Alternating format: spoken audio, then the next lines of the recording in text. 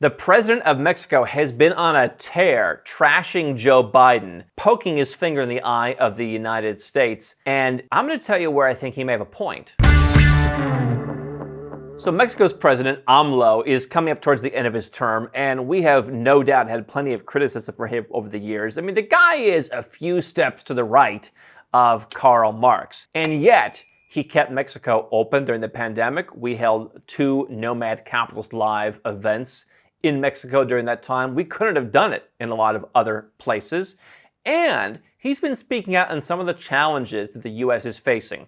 I left the U.S. a number of years ago, and what people tell me, clients, for example, people who come to Nomad Capitalist Live, Andrew, it's gotten so much worse since you left. It just doesn't feel the same. And so here's what Mexico's president has to say to the U.S. Number 1, take better care of your kids. Try more hugs. 2, cut down on the drugs and guns. Number 3, keep your cops, troops, and spies off of our turf. And number 4, kind of oddly, leave Donald Trump alone. He has been making a bunch of tweets, making public statements. He's been getting beaten up by his own opposition party, by the way, in Mexico. One of the other former presidents of Mexico actually lives now in Spain on a golden visa, taking a page of the Nomad Capitalist playbook. And some of the former president's people have been beating up on AMLO, saying like, why are you going after this, neighbor of ours? What people don't realize is we've gone to Mexico and we have people on our team who need visas to go to Mexico. And Mexico can be incredibly tough on people that they believe may be trying to go into the United States. If you're in the U.S. watching Fox News and you think Mexico is just waving them in, I can tell you from seeing where they put some of these people, they are really tough. I mean, I came in on a flight in business class, coming directly from Istanbul. There were people sitting in business class they were taking and putting in the back to investigate just because they didn't like something about them. And it all comes down to, hey, we're going to send these, we thought these people might come to the U.S., and Mexico has been told, you have to stop this. And so AMLO's basically saying, hey, we've cooperated with that. We're doing that, right?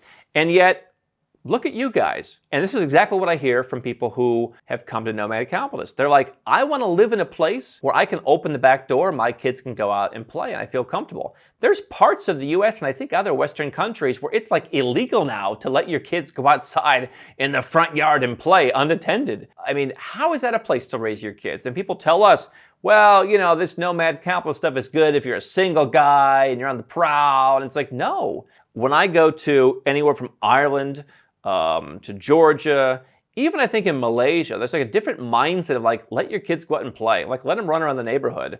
There aren't the number of, people shooting up schools. There aren't the number of people who are, doing drugs. I mean, one of the quotes in this article on AOL, you thought AOL went away a long time ago, didn't you?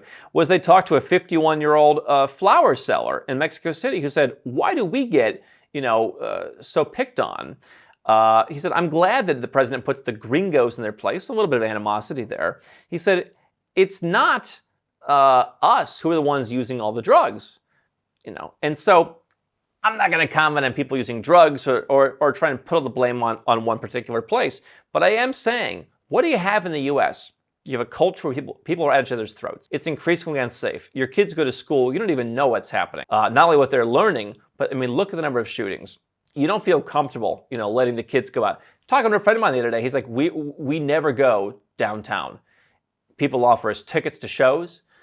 People, hey, come down and we're having a party or whatever, downtown. He's like, we don't go there. He's like, I'm almost afraid for my life, basically, to go downtown and come out of the far suburbs where I live to go down and see a show. He's like, I'm just not doing it. I'm certainly not taking my kids there.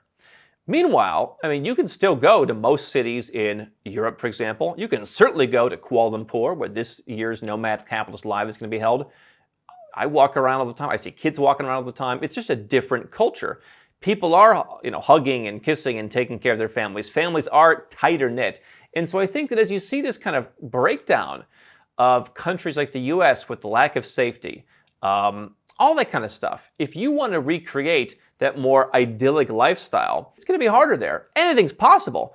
But if you were to go to another country where people were tighter knit, where the community was more in sync with each other, where everyone kind of stood together, where there was less violence, where you felt, safer, alongside with that move, you'd also be able to even as an American, dramatically lower your taxes. There are countries in Europe where they will tax you as little as single digits to move there.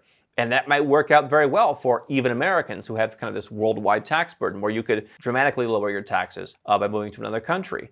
But it's not just about taxes. This is the side that even Mexico's president is not saying I'm the guy's biggest fan at all. I'm sure we disagree on pretty much every economic issue. But he has done some interesting things, and I can call out good stuff when I see it, whether I agree with the guy overall or not. But he's doing what I love, Ray Dalio's radical honesty, radical transparency. Everyone knows these things are problems in the United States, and yet people are staying there because you've been told, hey, there's nowhere else to go. I mean, the governor of California famously said that during the pandemic. Where else are you going to go? There's a lot of places to go. That's why real estate prices have more than doubled in a year and a half in Dubai. When Biden got elected, Puerto Rico went through the roof because people can get tax incentives there. You've got prices in places like Ireland, which is expected to be one of Western Europe's fastest growing economy this year. That's still hot, and they offer incentives to foreigners. You've got places in Asia where the prices didn't go through the roof in 2020 and 2021, but now they're also not coming down the way they are in the West, so it's just kind of been flat there. That could be an opportunity. There are so many places to go, including ones that you never thought about when you were younger. I mean, I spend time in Kuala Lumpur, Malaysia. Again, Nomad Capitalist Live is coming up in Kuala Lumpur. I think people should come and then spend some time exploring banking in Singapore, spending time in Kuala Lumpur. Why is it that I think it's such a great place to spend part of the year? If you come, I think you'll see why. Maybe you go up to Thailand's beaches and everyone who's living in California, we can't leave California, there's no other beaches anywhere. Oh, they've got pretty good beaches here in beautiful tax-friendly Thailand. You may be able to live in Thailand and pay as little as zero in taxes if you live in Thailand. There's investment opportunities all over Asia. So my pitch to you would be to come to Nomad Capitalist Live in Kuala Lumpur and see why I think tax-friendly, more of a, family, vibe, safer than what you're seeing in the United States. But, the point is, there are places that you can go and get that idyllic life that I'm hearing so many Americans say is going away. The country's not going to change. The culture's not going to change just because you don't like it. It's going in the wrong direction. It's been going in the wrong direction economically for pretty much my entire lifetime as I've been watching countries like the US drop in the rankings as other up-and-coming countries have been coming up and beating them. Countries we talk about like Georgia, like Lithuania, like Estonia. These countries, you weren't even thinking about them. And now people are moving to those countries to start businesses, to reduce their taxes, to have a better, family life, to get more for their money. You can do that too, but you have to realize the president of Mexico is bringing some very brutal truths to attention, that if you're living in the United States, there's a price that you pay, not only with high taxes for nothing in return, but there's a price you pay for this constantly eroding social fabric that I just don't see in the places that I'm spending my time.